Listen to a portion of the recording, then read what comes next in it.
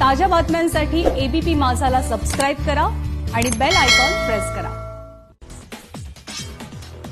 कोरोनाच्या संकटामध्ये दिवाळी कशी साजरी करावी यासाठी सरकारनं गाईडलाईन्स जारी केलेल्या आहेत। थंडीमध्ये कोरोनाची दुसरी लाट येण्याची शक्यता अधिक वर्तवली जाते आणि त्या पार्श्वभूमीवर सरकारनं मार्गदर्शक सूचना जारी करत फटाके मुक्त आणि साध्या पद्धतीने दिवाळी साजरी करण्याचं आवाहन केलंय।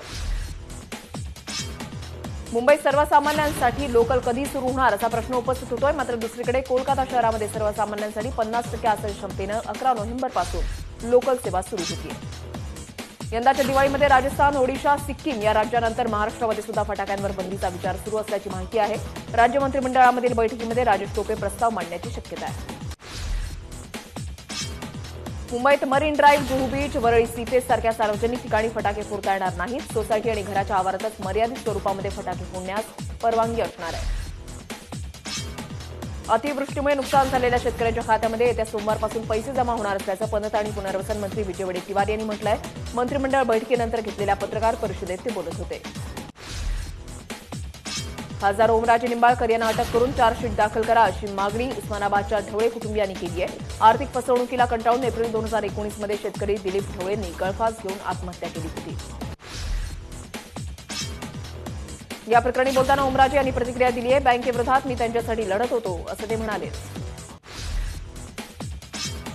राज्यपाल नियुक्त 12 जागांचा प्रस्ताव मंजुरीसाठी राज्यपालांकडे पाठवण्याच्या हालचाली सुरू झाल्यात। राज्यपालांनी वेळ दिल्यानंतर महाविकास आघाडीमधील नेते त्यांची भेट घेणार आहेत।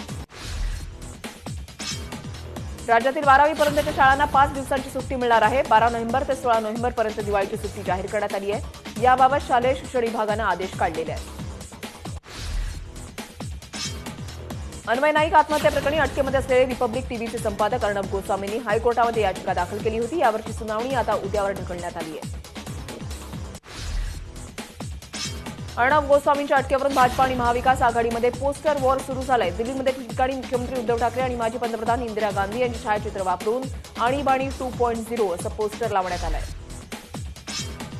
राष्ट्रवादी व काँग्रेसनं पोलिसांच्या समर्थनार्थ मुंबईमध्ये पोस्टरबाजी केली आहे। मुंबईतील घाटकोपर, विक्रोळी पार्कसह 10 ठिकाणी पोलिसांच्या समर्थनार्थ पोस्टरबाजी करण्यात आली आहे।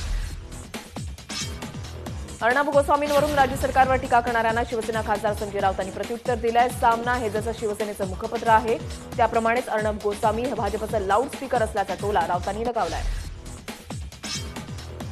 बळजबरी करण्याचा प्रयत्न करणाऱ्या नराधमाच्या मारहाणीमध्ये महिलेचे डोळे निकामी झालेले आहेत। शिरूर तालुक्यामधल्या न्हावरे गावामध्ये हा धक्कादायक प्रकार घडलाय। जळगावचे माजी महापौर अशोक सपकाळे यांच्या मुलाची मध्यरात्री हत्या झाली। पूर्ववैमनस्यामधून हत्या झाल्याचा संशय पोलिसांना आहे। या प्रकरणी पोलिसांनी 2 जणांना ताब्यात घेतलंय। सांगलीमधील 13 दिवसाच्या बाळाची आईनंच हत्या केल्याचं तपासामधून निष्पन्न झालंय। सांगलीच्या पलूस तालुक्यामधल्या माळवाडीमध्ये काल बाळाचा मृतदेह सापडला होता।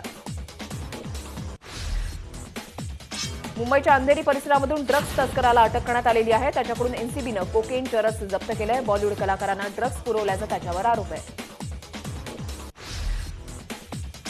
दिल्लीच्या आंतरराज्य चोरांच्या टोळीला पकडण्यात नाशिक गुन्हे शाखेला यश आलंय। त्याच्याकडून इनोव्हा कार, रबरी फ्लोर, बॉल बेअरिंग आणि 70,000ची रोकड असा 10,86,000चा मुद्देमाल हस्तगत करण्यात आला आहे।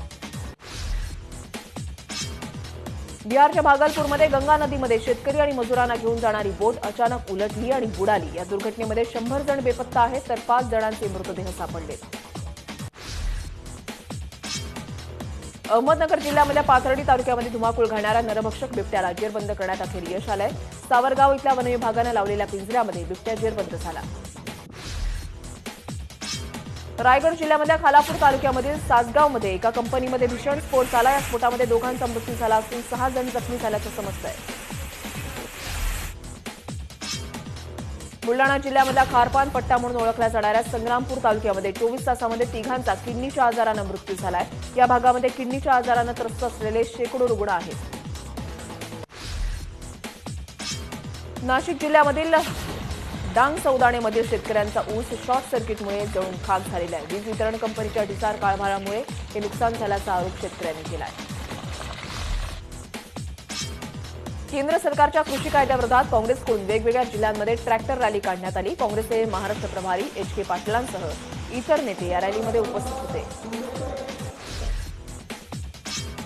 बुलडाणा अजिंठा महामार्गावर सुद्धा स्वाभिमानीच्या कार्यकर्त्यांनी रास्ता रोको आंदोलन केलं। स्वाभिमानीचे नेते रविकांत तुपकर यांच्या नेतृत्वामध्ये हे आंदोलन करण्यात आलं। शेतकऱ्यांच्या विविध मागण्यांसाठी स्वाभिमानी शेतकरी संघटनेनं राज्यभरात आंदोलन पुकारलंय. बुलढाणा जिल्ह्यामध्ये स्वाभिमानीच्या कार्यकर्त्यांनी बेमुदत रास्ता रोको आंदोलन केलंय. सोलापूर पुणे महामार्गावरील सावळेश्वर टोल नाक्यावर स्वाभिमानी शेतकरी संघटनेच्या कार्यकर्त्यांनी रास्ता रोको केलाय. नवीन कृषी कायदा रद्द करण्याच्या मागणीसाठी हे आंदोलन करण्यात आलं. मंदिरं उघडण्याच्या मागणीसाठी तुळजापुरात आंदोलन करण्यात आलं. भाजप आध्यात्मिक समन्वय आघाडीच्या नेतृत्वाखाली हे आंदोलन पार पडलं. सिंधुदुर्ग जिल्ह्यामधील मालवणमध्ये शेकडो मच्छीमार महिलांचं आक्रोश आंदोलन सुरू आहे. मच्छीमार महिलांना सरसकट रोखीनं पॅकेज द्यावं या मागणीसाठी जिल्हाभरातील मच्छीमार महिला एकवटलेल्या आहेत. राज्याच्या महिला आणि बालकल्याण मंत्री यशोमती ठाकूर यांनी राजीनामा दिल्याशिवाय भाजप स्वस्थ बसणार नाही असा इशारा भाजपचे प्रदेशाध्यक्ष चंद्रकांत पाटील यांनी दिला आहे. अर्णब गोस्वामी यांच्या अटकेनंतर राज्य सरकारवर टीका करणाऱ्या भाजपवर शेतकरी नेते राजू शेट्टी यांनी निशाणा साधलाय. शेतकऱ्यांकडे लक्ष द्यायला भाजपला वेळ नाहीये, मात्र तळी उचलून धरणाऱ्यांसाठी वेळ आहे असं म्हणत शेट्टींनी भाजपवर टीका केली आहे. दिवाळी तोंडावर आलेली असताना देखील गोंदिया भंडारा जिल्ह्यामधील आधारभूत धान्य खरेदी केंद्र सुरू झालं नसल्याचं बघायला मिळतंय. धान्य विकायचं कुठे असा प्रश्न शेतकऱ्यांना पडलाय. कल्याण डोंबिवली परिसराला पाणी पुरवठा करणाऱ्या मोहिली इथल्या जलवाहिनीच्या दुरुस्तीचं काम सुरू आहे. त्यामुळे डोंबिवली पूर्व पश्चिमेला केला जाणारा पाणी पुरवठा दिवसभर बंद राहणार आहे. मराठी रंगभूमी दिनाचं औचित्य साधत महाराष्ट्र सरकारनं नाट्यगृह आणि सिनेमागृह सुरू करण्यास परवानगी दिली आहे. पुण्यामध्ये बालगंधर्व रंगमंदिरामधील रंगमंचाची आज पूजा करण्यात आली. औरंगाबाद शहरामध्ये कोविडमुळे बंद झालेली शहर बस सेवा आजपासून पुन्हा पूर्ववत झालेली आहे. शहरामधल्या वेगवेगळ्या मार्गांवर आजपासून 30 शहर बस धावणार आहेत. दिवाळी निमित्तानं रत्नागिरीमध्ये 11 नोव्हेंबरपासून जादा गाड्या सोडण्याचं नियोजन करण्यात आलेलं आहे. 11 ते 21 नोव्हेंबर या कालावधीमध्ये जादा गाड्या सोडण्यात येणार आहेत. नाशिकमध्ये 20 नोव्हेंबरपासून विमान सेवा सुरू होतीये. नाशिक ते दिल्ली आणि नाशिक ते हैदराबाद अशा 2 शहरांसाठी स्पाइस जेट कंपनीची विमान सेवा असणार आहे. पालघरच्या मुरबई इथे मासेमारी करताना जाळ्यामध्ये अडकलेल्या व्हेल माशाला जीवदान देण्यात मच्छीमारांना यश आलंय. मच्छीमारांनी जाळं कापून या माशाची सुखरूपपणे सुटका केली आहे. आजपासून राज्यामध्ये पक्षी सप्ताहाला सुरुवात झाली आहे. 5 ते 12 नोव्हेंबर दरम्यान हा सप्ताह साजरा करण्यात येणार आहे. मराठवाड्यातील किमान तापमानाचा पारा घसरलेला आहे. परभणी जिल्ह्यामध्ये आज 11.8 अंश सेल्सिअस इतकं तापमान नोंद केलं आहे. पोलीस निरीक्षकांच्या बदल्यांमध्ये एक अफलातून प्रकार सध्या समोर आलाय. अनेक जिल्ह्यांमध्ये बदली होऊन आलेले अनेक पोलीस निरीक्षक अतिरिक्त ठरलेले आहेत. ठाणे पालिका क्षेत्रामध्ये कोरोनामुळे झालेल्या सर्व मृत्यूंचे ऑडिट होणार आहे. कोरोना काळामध्ये अनेक मृत्यू हे संशयास्पद झाल्यानं नातेवाईकांनी गोंधळ घातल्याचं समोर आलं होतं. गोंदिया शहरामध्ये आभूषण ज्वेलर्समधून 2 चोरट्यांनी 10 लाख किमतीचे 20 तोळे सोनं हे लंपास केलेलं आहे. दुकानाचा मालक दुकानाबाहेर गेलेला असताना दुचाकीवर येऊन चोरट्यांनी हात साफ केला. कर्तारपूर गुरुद्वारावरून पाकिस्तानची एक नवी कुरापत पुन्हा एकदा समोर आलेली आहे. कर्तारपूर गुरुद्वाराच्या देखभालीची जबाबदारी पाकिस्तान शीख गुरुद्वारा समितीकडून काढून घेत नव्या संस्थेला सोपवण्यात आली आहे. देशात कोरोनाची दुसरी लाट येण्याची शक्यता कमी आहे. दरम्यान येत्या वर्षाअखेरपर्यंत देशाची अर्थव्यवस्था सुधारेल असा अंदाज केंद्रीय मंत्री प्रकाश जावडेकरांनी वर्तवला आहे. आयसीसीआय बँकेच्या माजी सीईओ चंदा कोचर, त्यांचे पती दीपक कोचर आणि व्हिडिओकॉन समूहाचे वेणुगोपाल धूत यांच्या विरोधात पहिलं आरोपपत्र दाखल करण्यात आलंय. आर्थिक गैरव्यवहाराच्या आरोपाखाली ईडीनं मुंबईतील सत्र न्यायालयामध्ये आरोपपत्र दाखल केलं आहे. भारतातील 2 आर्थिक गुन्हेगार विजय माल्या आणि नीरव मोदी यांना सुपूर्द करण्याची मागणी भारतानं ब्रिटनकडे केली आहे. माल्याला भारतामध्ये आणण्यासंबंधीची कायदेशीर प्रक्रियाही पूर्ण झाल्याचं कळतंय.